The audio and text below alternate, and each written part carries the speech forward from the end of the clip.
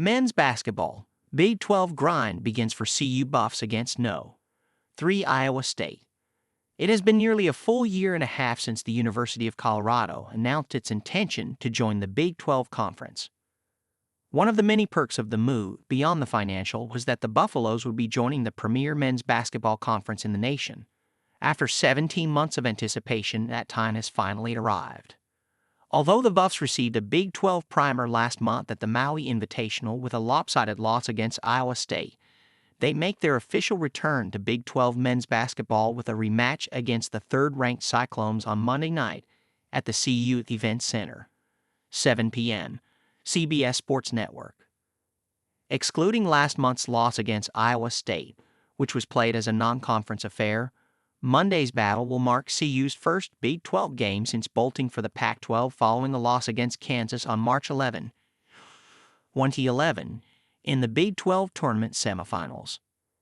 It will be the first Big 12 game at the Event Center since CU topped Nebraska in the 2010-11 regular season finale on March 5, 2011.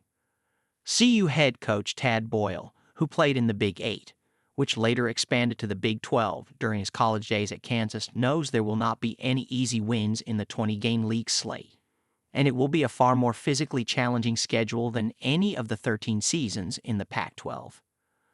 "I just know it's a very physical league, there's no doubt about that," Boyle said.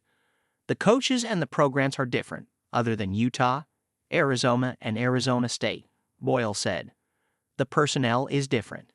Playing against a TJ Otzelberger coached team is different than playing against a Dana Altman coached team. Both really good coaches, both really good programs. It's just different styles. Adjusting to those styles will take on a game-by-game basis. The great thing about the Big 12 is you don't have the quick turnaround like you do in the Pac-12. You usually have 2 days of prep time, which is helpful as a staff playing against new coaches and new programs." As of Friday, 14 of the Big 12's 16 teams were in the top 81 of the NET rankings. 6 were in the top 20, tying the SEC for the most in the country. 15 Big 12 teams began Friday in the top 90 at KenPom.com, including 3 in the top 8 and 5 of the top 20.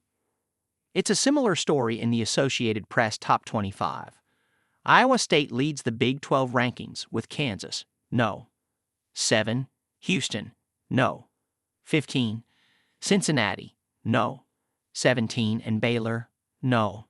25, also landing spots in this week's poll.